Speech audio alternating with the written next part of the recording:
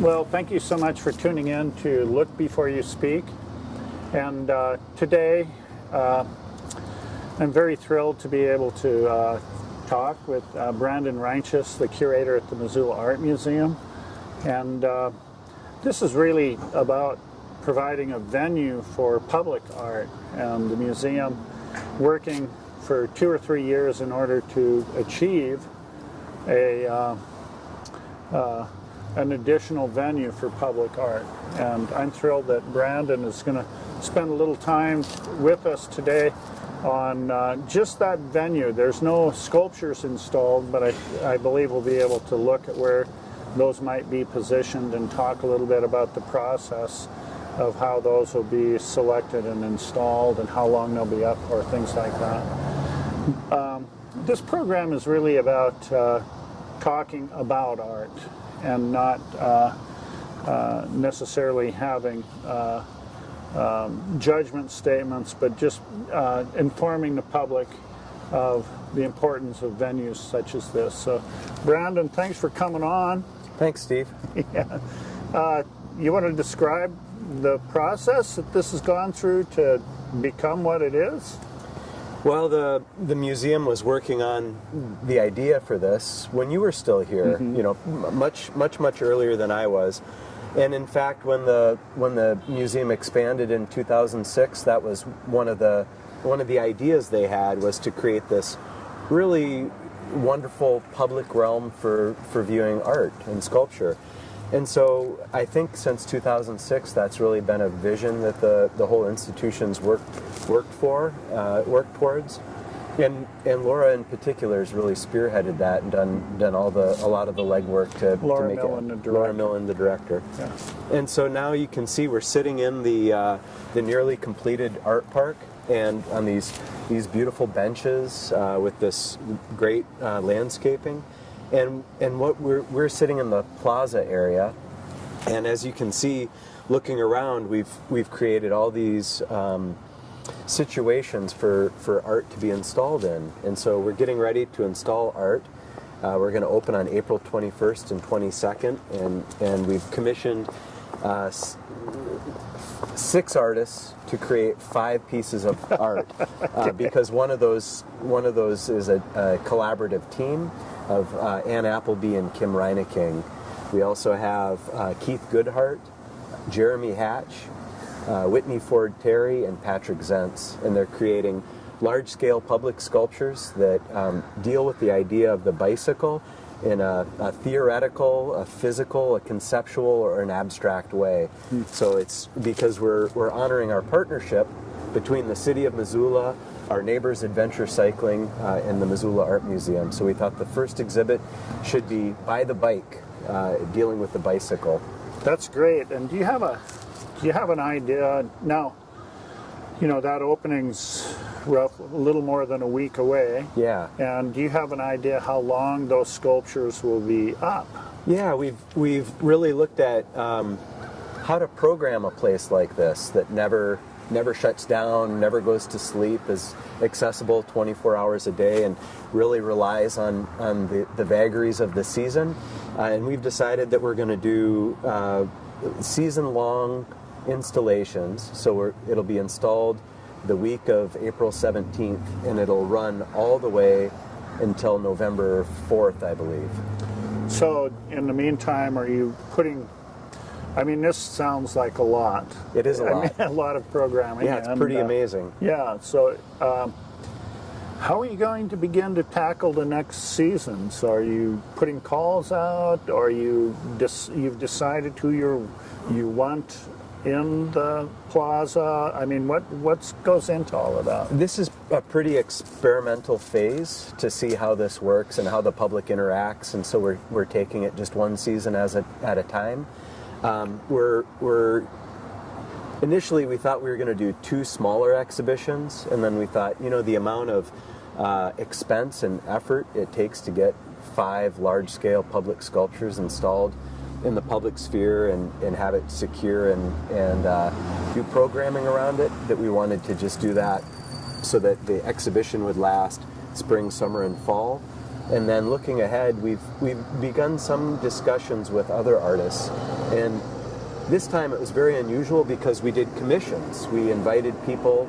It was an invitation process, and we ended up providing a stipend for them to build the sculpture.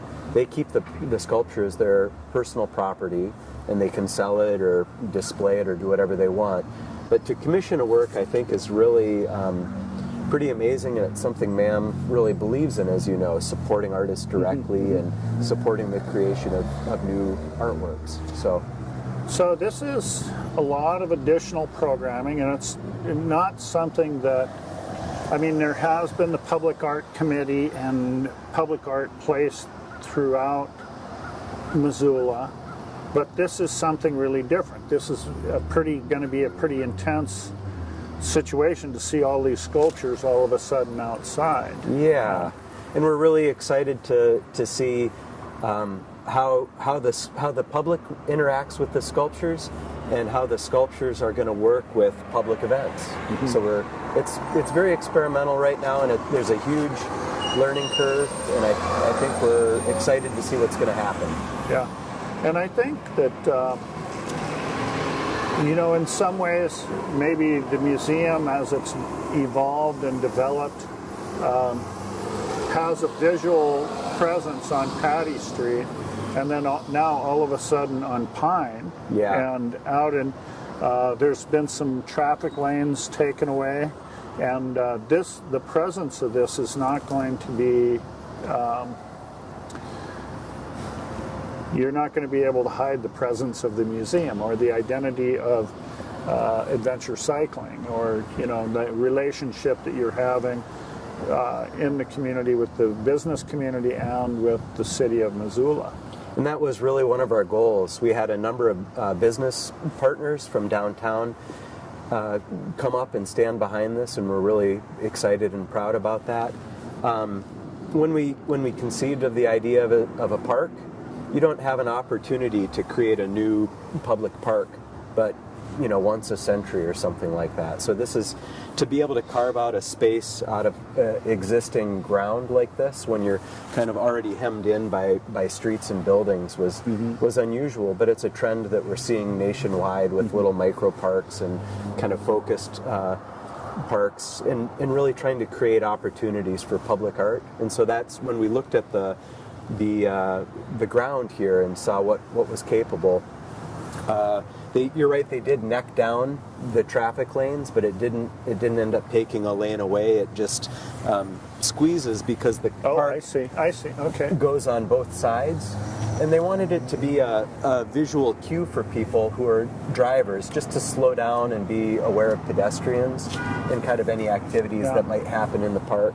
And there are some times when we may put in a request to the city to close the street down and have some sort of cultural celebration extend from the MAM side to the adventure cycling side and kind of expand there. But you're right, looking at this building, it's an old Carnegie library, and you don't necessarily think contemporary art when you see the facade and the exterior here with the rows of brickwork and the tile. And so we thought, well, we would really like to communicate our mission and our dedication to contemporary art and living artists when you approach the building, and you can see from the outside exactly what we stand for and what's motivating us.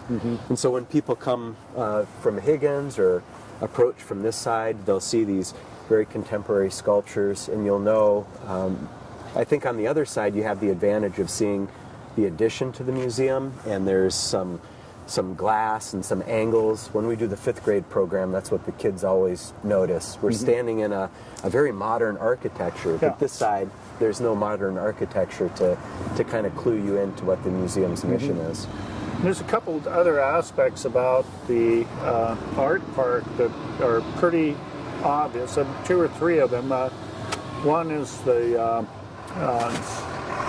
convenience of public access through parking right in the front, like bus, and that's a remarkable improvement. And then do you want to comment at all on any of the vegetation that's been planted here and the selection of that, or the decisions around any of that? Karis Nursery really stepped up and became a very important partner for the Missoula Art Museum, and we're very grateful to Karis Nursery. You can see the new plantings that took place over the weekend. We had a big volunteer effort to put in hundreds of kinnikinick plants. We really wanted a vegetation that was going to be hardy, native, Indigenous.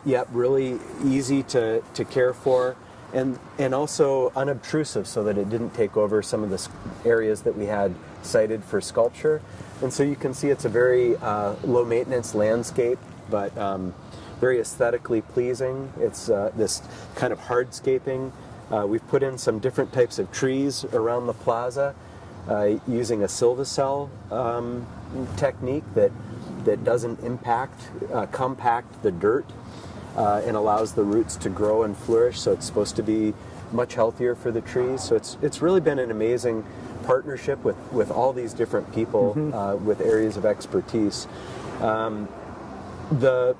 You're right about the drop-off area in the front. One of the things that happened when this got put in is the sidewalks had to be reconfigured and kind of moved the areas of flow through there. And so one of the things that you see up front is we're always worried about accessibility and increasing accessibility, and also our educational mandate as an institution. And so we felt like having a much more accessible ramp and direct path to the museum was of utmost importance, as well as offloading for buses and educational groups, tours and things like that.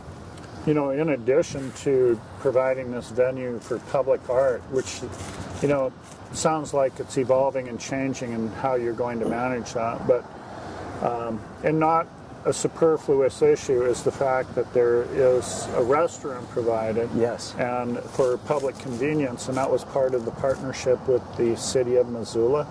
And many visitors to Missoula comment on, you know, there's very few public restrooms. They're way down near the river. Yeah. And if you're wandering around downtown, this is a big change, and it's a change that the museum has really been involved in providing an additional courtesy. Yeah, and it's really a human rights issue in a certain sense, where you have to provide adequate facilities for everyone. We're part of a community. We're part of downtown, and to have a restroom on the north end of downtown that's accessible for everyone was really important, and it was one of the things that I think Laura really fought for and championed. Mm-hmm. Well, that's great. I want to thank you for coming on today, and I imagine that we'll probably be back over here again and filming some of the installation and some of the art, the exciting art that's coming. I noticed when you mentioned the names of the artists, many of them have had exhibits here. Yes, that was something that we were excited about. We wanted bicycle enthusiasts. We wanted time-tested artists who were able to take something that was grandiose and ambitious. In the case of Keith Goodhart, he said it's the largest, most ambitious sculpture he's ever created, and he said he would have never done it had he not received the invitation to create something for the art part. That's great. So that's what we're looking forward to. Well, it's going to be wonderful. Yeah, come back for the installations. Okay. Thanks for coming on today, Thanks, Steve. Brandon. Okay.